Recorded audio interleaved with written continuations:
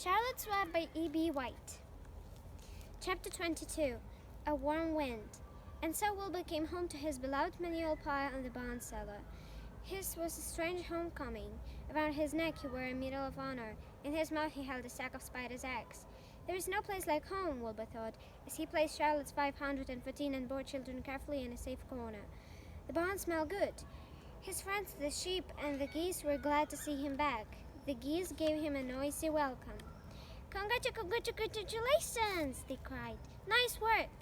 Mr. Zuckerman took the needle from Wilbur's neck and hung it on a whale over the pig pen, where visitors could examine it. Wilbur himself could look at it whenever he wanted to.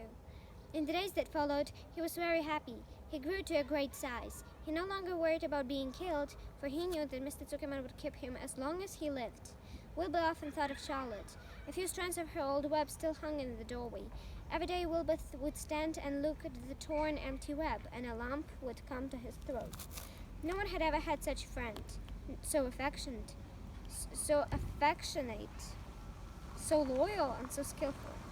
The autumn days grew shorter. Wilbur brought the squashes and pumpkins from the garden and piled them on the barn floor, where they could get nipped on frosty nights.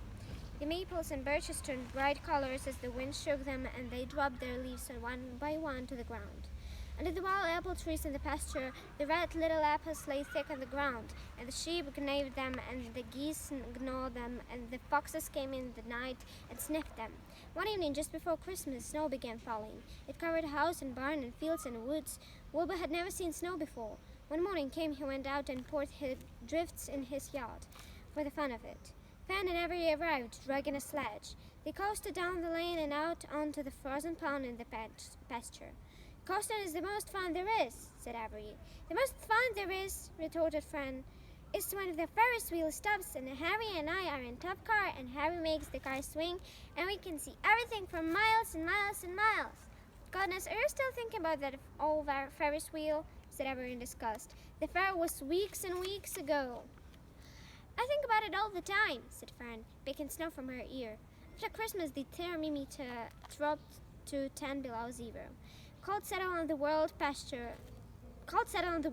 The pasture was bleak and frozen. The cows stayed in the barn all the time now, except on sunny mornings when they went out and stood in the barnyard with a lee of straw pile. The sheep stayed near the barn too for protection. When they were thirsty, they ate snow. The geese hung around the barnyard the way boys hang around a drugstore, and Mr. Zuckerman fed the corn and turnips to keep them cheerful. "Many, many, many thanks," they always said when they saw food coming. Templeton moved indoors when the winter came. His ruddy home under the pig trough was too chilly, so he fixed himself a cozy nest in the barn behind the grain bins. He lined it with bits of dirt and newspapers and rags, and whenever he found a trinket or a keepsake, he carried it home and stored it there. He continued to visit Wilbur 3 times a day, exactly at mealtime, and Wilbur kept the promise he had made. Wilbur let the rat eat first. Then, when Templeton couldn't hold another mouthful, Wilbur would eat. As a result of over 18, Templeton grew bigger and fatter than any rat you ever saw. He was gigantic. He was as big as a young woodchuck. The old sheep spoke to him about his size one day. "You would live longer," said the old sheep, "if you ate less." "Who wants to live forever?" sneered the rat. "I'm naturally a heavy eater, and I get untold satisfaction from the pleasures of the feast." He patted his stomach, grinned at the sheep, and crept upstairs to lie down. All winter Wilbur watched over Charlotte's sack as though he was guarding his own children.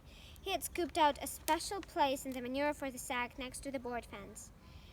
On very cold nights he lay so that his breath would warm it.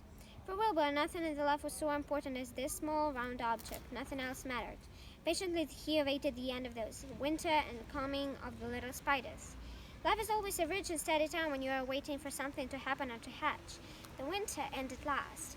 "I have frogs today," said the old sheep one evening. "Listen, you can hear them now." Wilbur stood still and cocked his ears. From the pond in shrill chorus came the voices of hundreds of little frogs. "Springtime," said the old sheep thoughtfully. "Another spring." As she walked away, Wilbur saw a new lamb following her. It was only a few hours old. The snow melted and ran away. The streams and ditches bubbled and chattered with rushing water. A sparrow with a sticky beast right sang. The lights drank it. The mornings came sooner. Almost every morning there was another new lamp in the shepherd. The goose was sitting on 9 eggs. The sky seemed white and warm wind blew. The last remaining strands of Charlotte's old web floated away and vanished. One fine sunny morning after breakfast, Wilbur stood watching his precious sack. He wasn't thinking of anything much. As he stood there, he noticed something move. He stepped closer instead. A tiny spider crawled from the sack. It was no bigger than a grain of sand, no bigger than the head of a pin. Its body was gray with a black stripe underneath. Its legs were gray and tan. It looked just like Charlotte. Wilbur trembled all over when he saw it. The little spider waved at him. Then Wilbur looked more closely. Two more little spiders crawled out and waved. They climbed round and round on the sack, exploring the new world. Then 3 more little spiders, then 8, then 10. Charlotte's children were here at last. Wilbur's heart pounded. He began to squeal. When he raced in circles, kicking manure into the air, then he turned a backflip. Then he planted his front feet and came to a stop in front of Charlotte's children.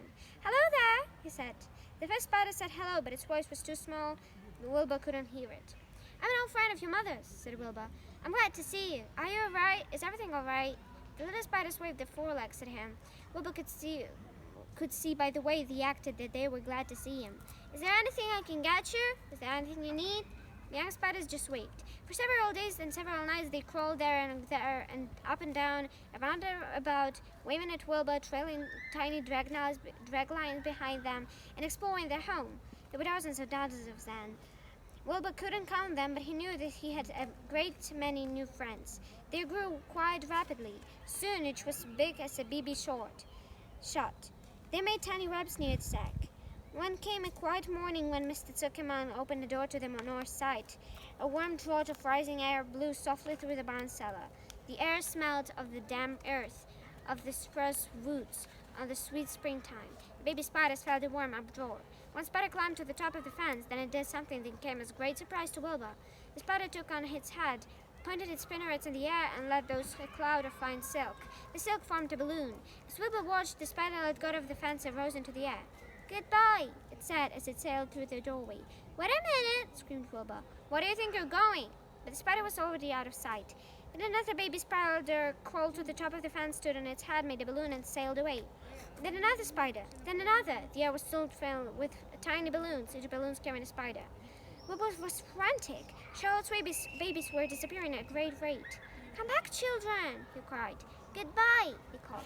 "Goodbye, goodbye." At last, one little spider took time enough to stop and talk to Wilbur before making said balloon. "We're leaving here in the warm-up and board. This is our moment for setting forth. We are aeronauts, and we are going out into the world to make webs of ourselves." "But where?" asked Wilbur. "Where the wind takes us. High, low, near, far, east, west, north, south. We take to the breeze. We go as we please." "Are all of you going?" asked Wilbur. "We can't all go. I would be left alone with no friends. Your mother wouldn't want that to happen, I'm sure." The air was now full of balloons. The head-bound cellar looked almost as though a mist had gathered. Balloons by the dozens were rising, circling, and drifting away through the door, sailing off in the gentle wind. Cries of "goodbye, goodbye, goodbye" came weakly to Wilbur's ears. He couldn't bear to watch anymore. In sorrow he sank to the ground and closed his eyes. This seemed like the end of the world, to be deserted by Charlotte's children. Wilbur cried himself to sleep. When he woke, it was late afternoon. He looked at the egg sack. It was empty. He looked into the air. The balloonists were gone. Then he talked drearily into the doorway where Charlotte's web used to be. He was standing there thinking of her when he heard a small voice. "Salutations," he said. "I'm up here."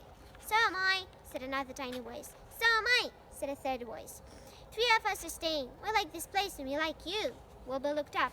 At the top of the doorway, there were 3 small webs were being constructed, and each web, working busily, was one of Charlotte's daughters. "Can I take this to mean," asked Wilbur, "that you have definitely decided to live here in the barn cellar, and then I'm going to have 3 friends?" "You can indeed," said the spiders. "What are your names, please?" asked Wilbur, trembled with joy. "I'll tell you my name," replied the first little spider, "if you tell me why you are trembling." "I'm trembling with joy," said Wilbur. "Then my name is Joy," said the first spider. "What was my mother's middle initial?" asked the second spider.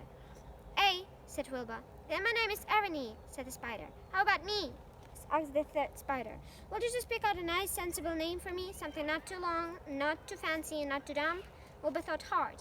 "Neely," he suggested. "Fine, I like that very much," said the third spider. "You may call me Neely." She daintily fastened her old line to the next spoke of the web. Wilbur's heart brimmed with happiness. He felt that he should make a short speech on his very important occasion. "Joy, Ebony, Nellie," he began. Welcome to the bond cellar. You have chosen a hollow doorway from which to string your webs. I think it's only fair to tell you that I was devoted to your mother.